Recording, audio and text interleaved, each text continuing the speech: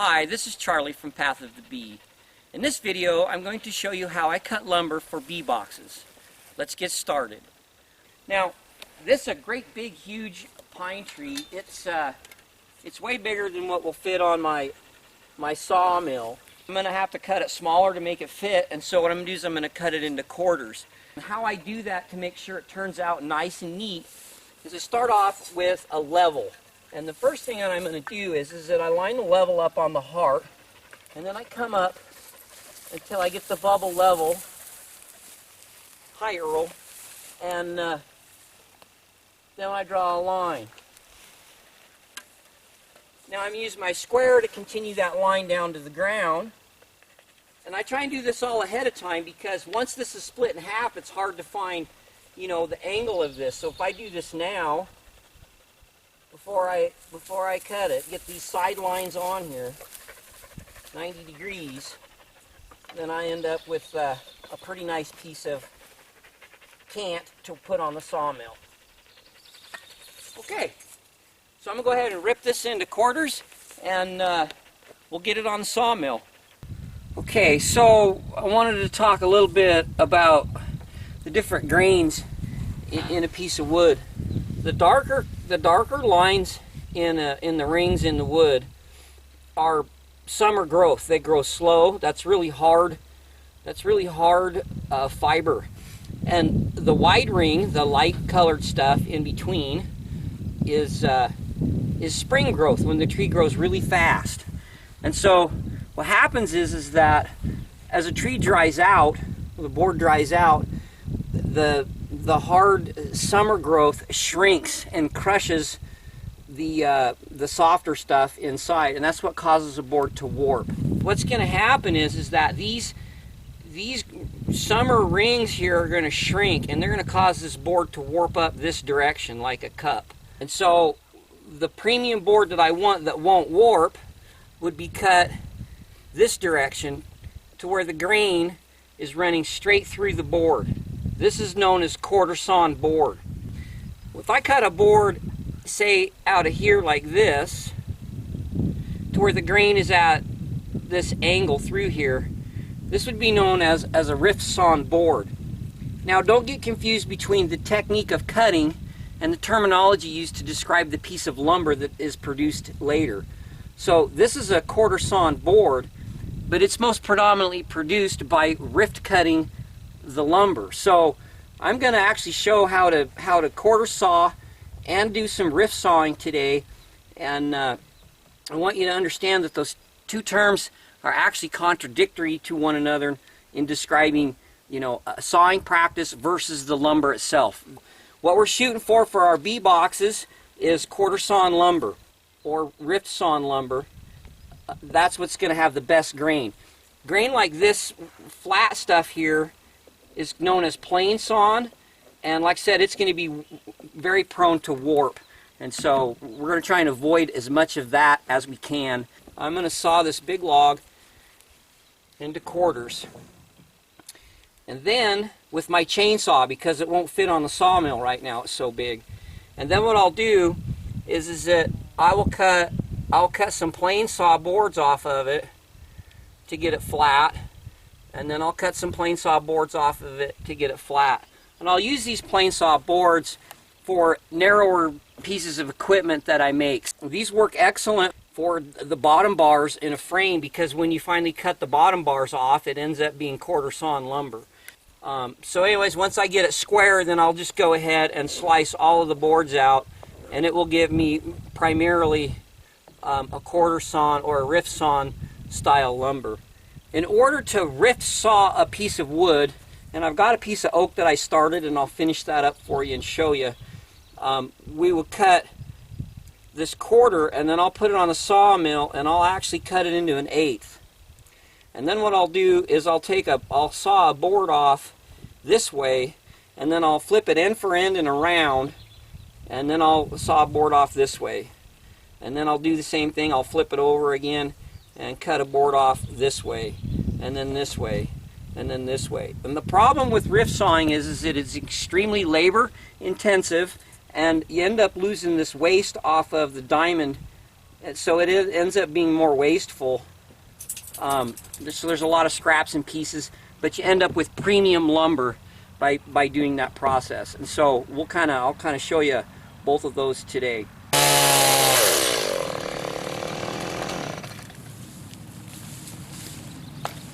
Okay, so I just made a line to follow on top of the log here with a little curve from my little saw.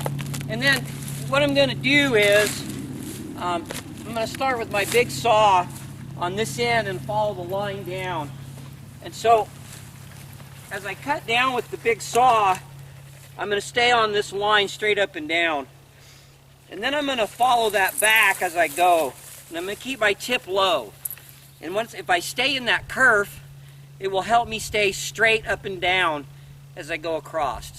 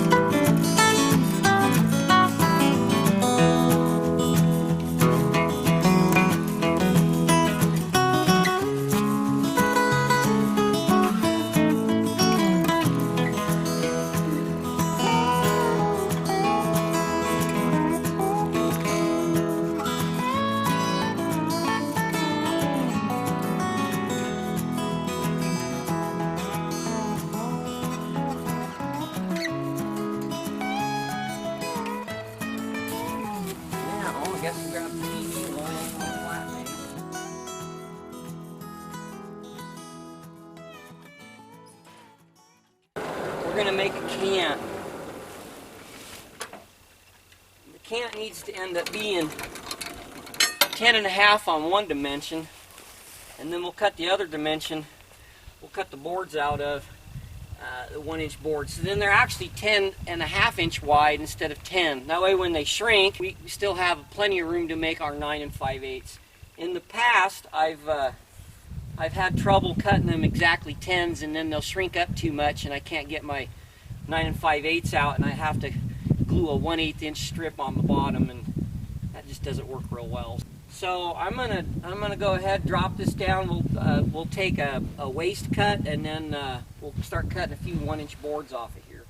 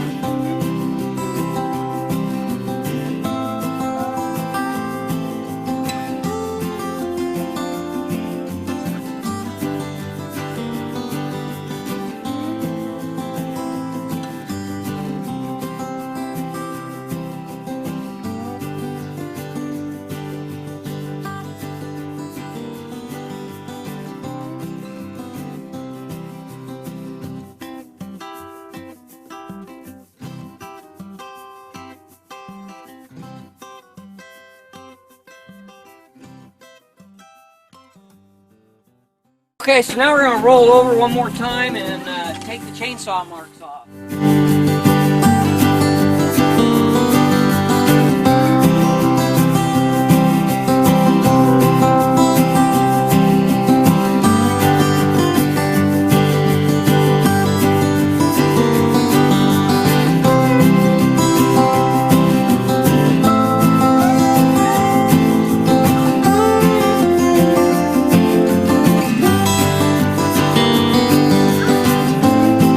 Okay, so I just took the chainsaw mark off this end. I'm gonna flip this over, and I'll cut these boards from the top down. So the first board is gonna have some rift sawn barely. It's pretty close to flat grain, and I'll probably use that board.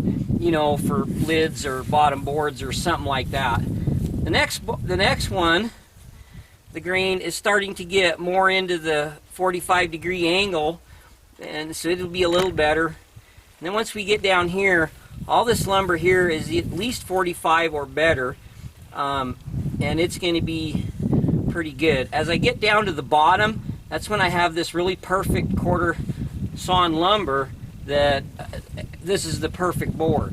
Well, we don't live in a perfect world, but we can get the majority of this will all be functional. So there's a little wane still here on this top corner, so these two boards will probably be for other stuff, and then the rest will be pretty premium lumber. It's got a few knots in it, but mostly clear and straight grain. It'll be really nice lumber. When we get it cut, I'll give you a pretty good visual of the overall look of these boards.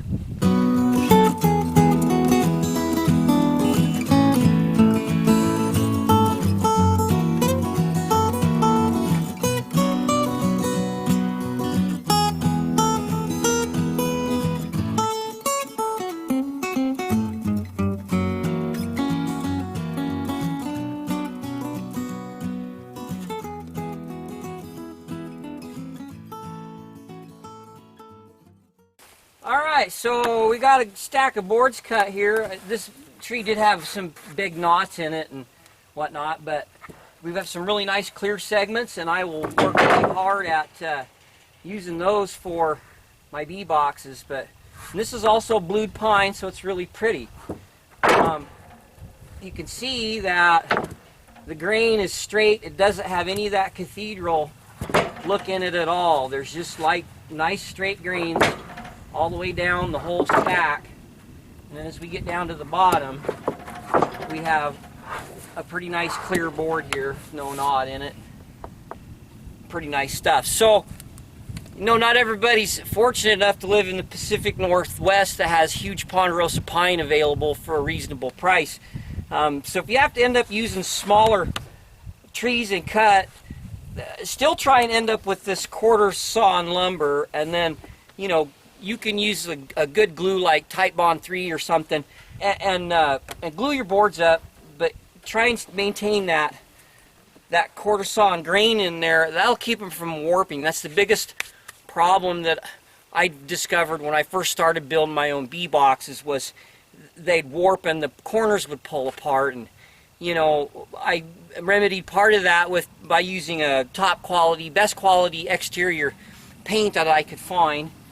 Paint it treat it like a real house, like a very expensive home, and that helped. And then also staying with this quarter sawn. So if I had narrower boards, I would find the quarter grain in them and glue them up to get my 9 5/8 width, and then make my bee box from that. So we're gonna go ahead and we've started, like I said before, we started cutting a piece of oak rift saw last fall, and we're going to finish that up just to show you that process. So if you've got lots of time on your hands and really want to do a good job, that's the method to do it, and I'll show you how that's done.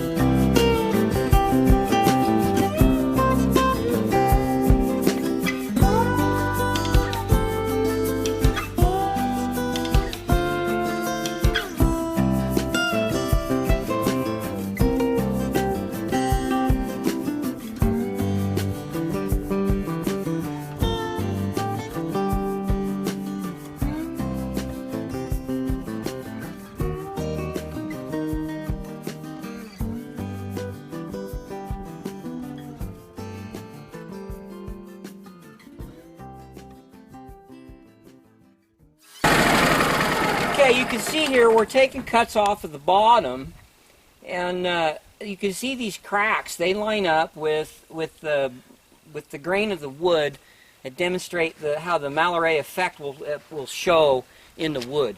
And so that's the advantage of cutting this like this. It's a lot of work to keep flipping this over and keep cutting, this side then this side. And then when we're done, we're going to have to trim these corners off, so we lose that dimension also. But the resulting wood is worth the effort. So we're going to keep going at this to get this completely sliced up. Then I'll show you how to sticker lumber. Okay, so one last thing. Now that we're done cutting lumber, we need to sticker it and let it dry. So we cut this stuff 1 inch. So we need to let it air dry for about a year. The rule of thumb is a year for every inch of thickness. So I've put this in my hay barn here, and it protects it from the elements, the rain, snow, the sunshine, that sort of stuff, and it lets air blow through it. So that's where I'm going to do this at. Some important considerations when you're stacking up your lumber and stickering it is that you want to have a sticker fairly close to the edge of the end of your board. And the reason for that is that it'll kind of stop the checking wherever the sticker is sitting. So if you put it way in here, this board will split in as far as the sticker is. So the closer to the edge, the better. And then I recommend about every 2 feet putting a sticker. And there should be that many skids underneath of your stack. Another thing that you can do to help prevent warpage and things is to go ahead and wrap a ratchet strap around every place that there's a sticker and tighten it down. Now keep a lot of tension on that while it's drying out and shrinking up. It'll stay flat. So to cut stickers, what I do is I just take a bunch of 1-inch boards that aren't real great, and I stand them on edge and just slice them off 1 inch thick. So these are cut 1 inch by 1 inch, so they're all the same thickness no matter what dimension you put them. And that works really well for me. Provides a lot of airspace. I like to stagger my stickers in as kind of a zigzag pattern as I go close together. It helps let it air out a little bit.